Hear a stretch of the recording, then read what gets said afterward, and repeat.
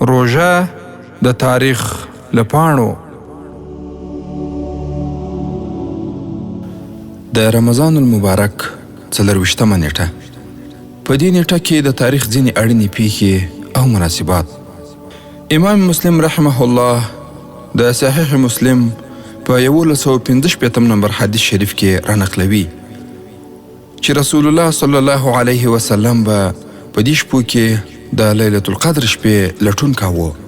همدارنګه د رمضان المبارک په 24مه نیټه د هجرت په 2م کال د اسلام د مبارک دین سرسخت دښمن او د رسول الله صلی الله علیه وسلم تره ابو لهب مړ شو.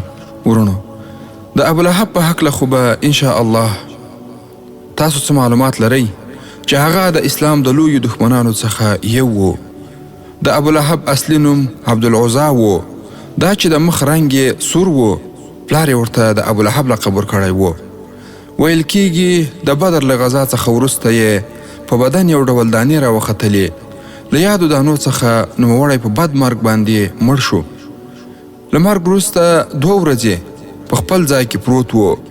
دوستان حتی زامن یې له دې ویرې چې د ابو لهب په مرض باندې اخته نشي نږدې نه ورتلل.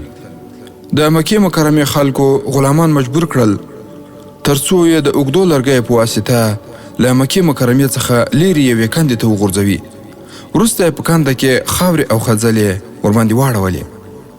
همدارنګه د مکې مکرمې له فتحې څخه وروسته د رمضان المبارک په 24مه نیټه د هجرت په 8م کال اسعد ابن الاشهلی رضی الله تعالی عنه د رسول الله صلی الله علیه وسلم په امر له 10 تنو سپرو مجاهدینو سره د منات بت د ماتولو لپاره ولاړ او یاد بت یې ټوټې ټوټې کړ.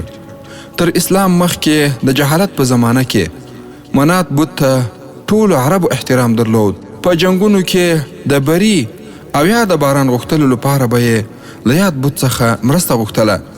د اوس او خزرج قبیلو نسبت نورو عربو ته د یاد بت زیات درناوی کاوه او خپل بت یې ګاڼه.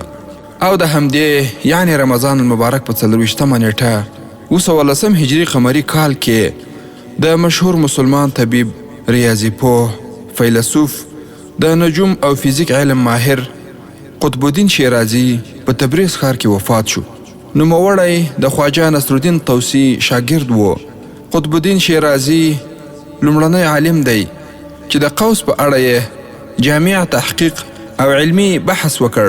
همدارنګه قطب الدین شیرازي د طب په علم کې زیات کوښښ وکړ. 2 کاله یې د شیراز په مشهور روغتون کې د طبیب په حیث باندې دنده لرله.